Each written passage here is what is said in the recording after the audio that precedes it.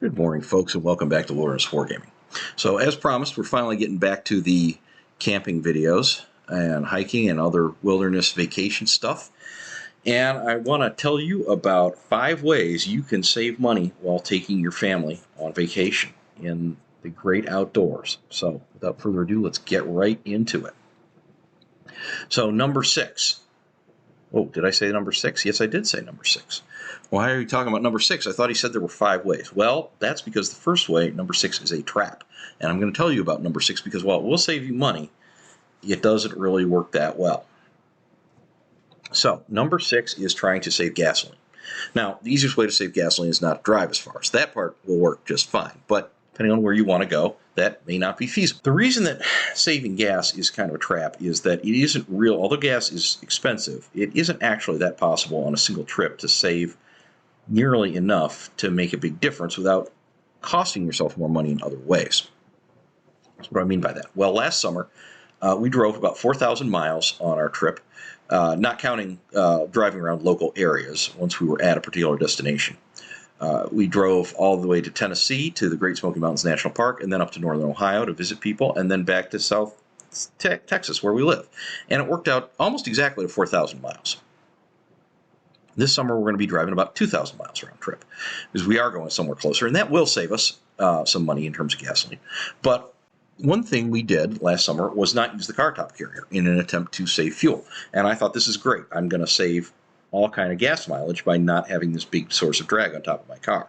Now, this meant I had to get everything into the Subaru Outback, which you can, in fact, get everything for a hiking and camping trip into the back of a Subaru Outback for 5 people. It will do it. It was quite a crammed thing, but you can make this work. When you don't put the car top carrier up there and you're careful about not accelerating uphill any more than you need to, coasting down to ramps and whenever you can, just taking it easy on the gas pedal whenever possible, let's suppose that you could save 5 miles per gallon and improve from, say, 25 to 30 miles per gallon. Well, what's this going to save you? Well, if you drive 4,000 miles like we did last summer, at 25 miles a gallon, it's going to burn 160 gallons of fuel. If you do it at 30 miles a gallon, it's about 133 gallons of fuel. So you're going to save about 27 gallons. And if gas costs $4 a gallon, you're going to save $108. Now, obviously, if gas costs more, you're going to save more, and if less, then less. But this will give you an idea. You're going to save $108. Great. Okay, I'm saving $108. Who wouldn't be excited about that? And, well, here's the problem. First, the more efficient you get, the less your savings are. If you were starting at 20 and went up to 25, you'd be saving 40 gallons. You'd go from burning 200 gallons down to 160. So you'd be saving 40 gallons rather than about 27. So that would save you about $160. That would make it worth a little bit more, but still probably not enough. And if you want to know why that $108 that you're going to save is really not worth it, stay tuned for number 2 and number 1, and I'm going to explain it. But in the meantime, let's move on to number 5. Number 5, check your gear before you go. You want to check your inflatables, things like sleeping pads, swim gear, stuff like that. Make sure it inflates properly.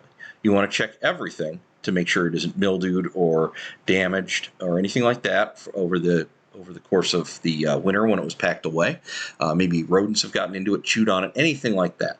And for kids stuff, because kids are growing, you want to check proper fit. Make sure that they didn't outgrow their little kitty tent or outgrow their maybe they have a smaller sleeping bag or anything like that. Maybe backpacks no longer fit them right or don't hold enough if they're taller now or heavier and need bigger stuff. You just may not be able to get away with the same things you did last year. Now, how is this going to save you money? Because if it isn't in good shape, you're going to have to fix it anyhow, right? Well, it's going to save you money because you're going to fix it at home before you go out there. I usually do this about 60 days out from when we're going to go on vacation. So I just finished it, and I need to get all that stuff put back in the garage before my wife gets too upset with me for having it in the bedroom. You're not going to then find yourself out there having to buy stuff at a local outfitter that's maybe more of a mom and pop shop, not a big chain with cheapo store brand stuff like Walmart or Academy or Bass Pro Shop, or you can buy cheaper options. You may be stuck with more expensive pricing where you go. And also, you may find that you can repair stuff more easily at home. We had a backpack with snap brake 2 years ago. I was able to order a repair kit and fix the backpack, and we were able to use it again. Now, this was quite a savings over buying a new backpack, but I was not able to get repair stuff when I went back to Bass Pro Shop to try to get a repair kit. There weren't any. So it was a lot cheaper to repair it at home rather than get out to the camp place or the hiking trip and find out that the backpack was damaged and that we needed to purchase a new one before we got out on the trail. Other things that can happen, like I was alluding to tents, the kitty tents. Our 12-year-old Becky is now too tall for the little pink kitty tent she shared with her sisters, so we had to buy her a new tent. But buying it cheap before we go at a major chain is a lot better than getting out there and having to buy some $300 one-person tent at the only local outfitter that is 2 hours away from everywhere else, which easily could happen. Number 4. Plan out your activities. Now, you're going to have, probably on a camping vacation, you're going to have 1 or 2 days that are your big events. 3 years ago, 4 years ago now, we went up to Durango, and we went on the Durango-Silverton Railroad, which was a great experience, but that was a $500 train ride. It took all day, but that was our big event for that. 2 years ago, we went to Mount Rushmore, and we had one day that we went horseback riding, and that was our one big expensive event for the trip. If you budget out how much you can afford to spend on the vacation and then identify your big ticket items in advance, rather than go there and then try to find something, you're going to probably find something that's more in budget. You'll also have more option to explore around. Like a lot of times in places where there's, say, rafting, you have multiple companies, and you can look at their different packages and costs, and depending on the size of the party, the number of people, their individual requirements, you can figure out what's going to be costly and what's not. Now, what you can do, though, also is leave a little flexibility for low expense days. And these are days to do things that you run across up there that look really cool to do. And when you investigate them, that they are not too expensive. 3 years ago, when we went to Great Basin National Park in Ely, Nevada, right near there, there's another little railroad, which we went for a ride on. This one was a lot cheaper than the Durango-Silverton. It was a much shorter ride and less involved, but it was very inexpensive. Like, it would cost to be about a fifth what the Durango-Silverton Railroad did. And we got a completely free tour from one of the young men who worked in the engine house there. He showed us all around it and talked to us just as a family for a long period of time and showed us all kinds of neat stuff we never would have gotten to see otherwise. And all this for just over $100. So that was what I would call a low expense day, given that we have a family of 5. Not bad at all. Now, then you're going to also have what I would call your free days. Now, free days doesn't mean literally it doesn't cost anything. What I mean are times when you're going around doing activities where the only thing you have to pay is maybe state or park admittance or some fee like that just costs a few bucks for the car, and then you can park and you can just walk around and explore freely. These are great. There's a lot of hidden treasures out there, neat old things to see. Maybe museums where they're only just asking for a donation. You can throw a $10 bill in their little jar, something like that, to be courteous. These can be a great time, and you might see some really interesting things. Now, granted, some families are not that into that. People get bored. Kids would really rather play with their phones, blah, blah, blah. But that I can't really help you with. This is something that you just have to kind of convey to them why this stuff is neat. And one of the ways to do that is just to have this mix of activities. That way that everybody gets to do different and interesting things, and you don't spend all your time trying to come up with big, blowout, exciting things to do and spending a ton of money, and taking some pleasure in the simpler things. And then finally, build in some relaxation time. Every day doesn't even have to have an activity. Campgrounds, stuff like that, have time for kids to run around. They make little friends there. They play with other kids. They go in the pool. They go to the playground, depending on what their age group is, things like that. And they give the parents times to maybe do things. Maybe you have to do laundry one day while they're doing that. But even when you're done with the laundry, time to sit and read your book and just enjoy the outdoors, maybe go swimming yourself, stuff like that, and enjoy the things that you've already paid for. That is a very important part of vacation. Now, we're going to be going hiking, and the days that you're out hiking, you're not really paying for. Those are kind of free days because the only thing you'd pay for is maybe a permit, like we had to this past summer at the Great Smoky Mountains National Park. But that worked out to $4 per person per day that we were on the trail, total cost. When you had it was $80 for 4 nights, so that's how that works out with our family. This summer, no permit cost at all. So some days are just going to be very expensive. But after that, we're going to be tired. We're going to need a relaxation recovery day to just get over the fact that we hiked 50 miles, which for us as not super experienced hikers is quite a bit. But that's also going to save us some money. When you're sitting there just reading your book, you're not spending on big ticket items and purchases. Number 3, accommodations. So this one is a little tricky. Now, what I'm going to tell you first of all up front, if you're going out there, you're probably already doing this, but avoid the hotel. Why? Well, usually if you have kids, once they get past a certain age, you're going to want them in a separate room because it's just too much to have them in your room. It's a pain. And they don't all fit. The 2 beds, they don't fit in the beds as easily anymore. People want their own room and their own bed. There's no way we can pile a 17-year-old, a 12-year-old, and an 11-year-old into a single bed in the bedroom. It's just not going to work. And that is going to double your cost there at the hotel. Now, sometimes it's unavoidable. We're going to have one hotel night this coming summer because that's the night before we go hiking. And that way we do not have to deal with breaking camp and packing up in the morning. It's just a quick get in the car and go after eating the continental breakfast, which is included in the hotel. That is another little bit about hotels. You can recoup a little bit by not paying for breakfast that morning since it's included in your cost, assuming they have it. Some hotels, their continental breakfast is terrible, and you'll want to do something else. Also, watch the cabins. If you're used to staying at KOAs or other chains there, you're going to see those deluxe cabins, and they are great. They're really relaxing. They're fantastic. They will spoil you very quickly. They also cost usually north of $180 a night, often over $200. And while you'll get spoiled, they will drive your costs up very, very quickly. You can easily get 2 hotel rooms for the cost of the deluxe cabin. So this is something I try to keep to a once per vacation thing, maybe twice sometimes if I really don't have any other options. The other problem with these is a lot of times there's a 2-day minimum, so they may not even work for your schedule. But at least that forces you to not spend the money on them. The camping cabins, the more rustic, primitive ones that you see at a lot of places, those are going to be probably about half the cost of the regular cabin. So that's about as much as 1 hotel room. So it's a little bit better. And a lot of times this is great because that way you are avoiding the difficulty of setting up a tent, stuff like that. And you just need a break from the tent. And a whole 2-week vacation in a tent the whole time is a lot. That will wear on you. But if you keep these down to a minimum, you can save quite a bit of money by staying mostly in the tents and not going for the cabins too often.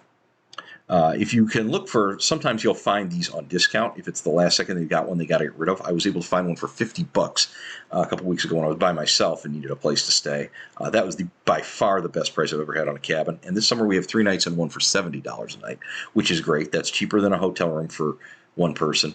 But you're not usually going to find these prices. Usually you're looking at least $90, probably more like $120 to $140 these days. So the tent is the way to go. And you could save even more if, especially if it's going to be convenient to your schedule, to occasionally stay at a state or federal park campground, because these are usually cheaper than KOAs. Now, you're probably not going to have the same amenities, but you are going to save a little bit of money. So I strongly recommend looking for those, especially if it's not going to if it's going to be more convenient to your travel route than staying at the KOA. If you want to refer back to my vacation planning video, you can see a little more about how I schedule out our stopovers on a trip. And I'm probably going to redo that one because it was one of my earliest videos and it needs a remake, and a bit of a glow up. Okay. Number 2, avoid gas station drinks. Why is that? Well, they cost a lot. If you buy a 12-pack of soda pop at your local grocery, if it's anything like ours, it costs about $4.33 for a 12-pack for us. A gas station 20-ounce drink, let's suppose it costs $2. Well, that works out for the 12-pack, that's about 3 cents per ounce of soda pop, whereas the 20-ounce at the gas station for $2 works out to 10 cents per ounce of pop. So more than 3 times as expensive per ounce of pop. You can save a lot of money by buying them in advance and taking them with you and then refilling at a grocery store rather than at a gas station. Almost always drinks, even if you buy the actual 12-pack at the gas station, it's almost always more costly than the grocery store. But the 12-pack is going to still save you some money even at the gas station price.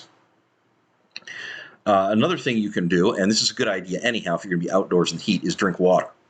Water is generally a little cheaper than pop. It also cuts down on the calories and stuff, and it keeps you hydrated. Pop does not hydrate you nearly as well as water, but also, if you can refill each water bottle once from a tap, you're going to basically cut your water cost in half. I don't believe in just forcing everybody to drink water. I think vacation time is fun time, and the kids should be allowed to enjoy what they want to enjoy. But I do want everybody to be hydrated, so I have them drink water. And we do try to reuse the water bottles at least a little bit so that we are cutting down on our costs. And also, it cuts down on bottle waste a little bit when you do this. And one last thing on this topic, easy on the booze and the beer. These also dehydrate you, and they are expensive. And if you keep your celebrating down to a little bit on the trip, that helps you save money quite a lot.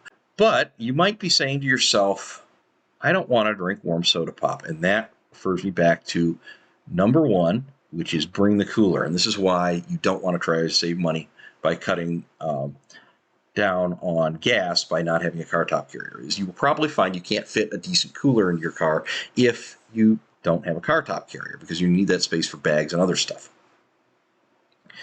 The cooler allows you to keep these drinks nice and cold, and it also allows you to do things like buy bread, sandwich, meat, lettuce, mustard, maybe peanut butter and jelly, and things like that, along with some chips, or maybe some Fritos and stuff like that in bulk at the grocery, which can save you a lot of money.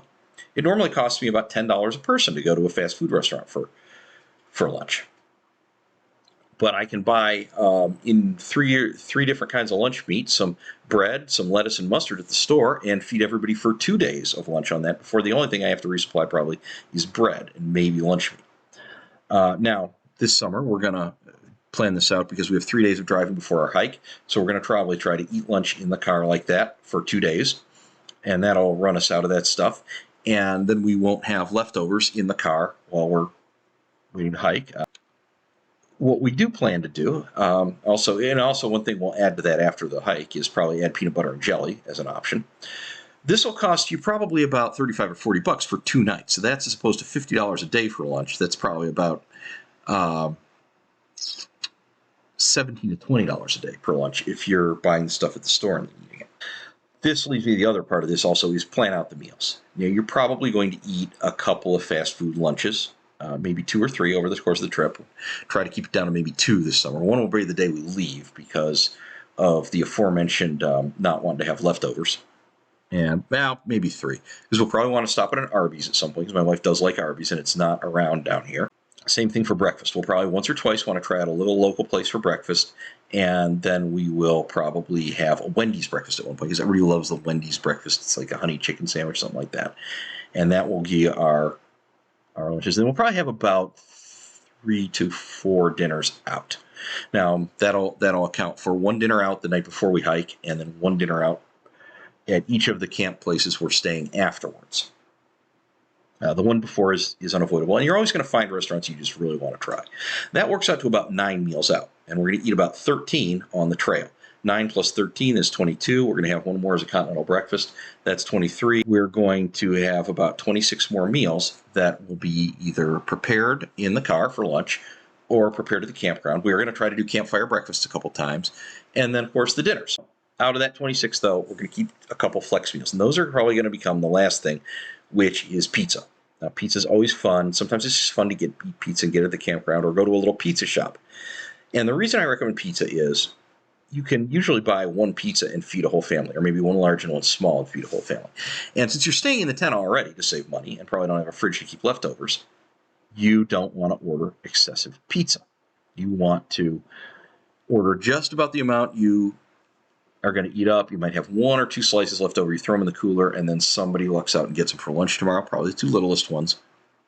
And you're not going to spend as much as you would buying individual fast food meals or entrees at a lot of other places. So pizza is something you can keep in your back pocket for kind of a flex meal for those times when you really, really just do not want to deal with cooking, even though you'd originally planned to. Anyhow, I really hope this will help you save some money, have a effective family vacation that doesn't break the bank. Please remember to like, subscribe, comment down below, and I hope to see you back here at Wilderness Wargaming again very soon.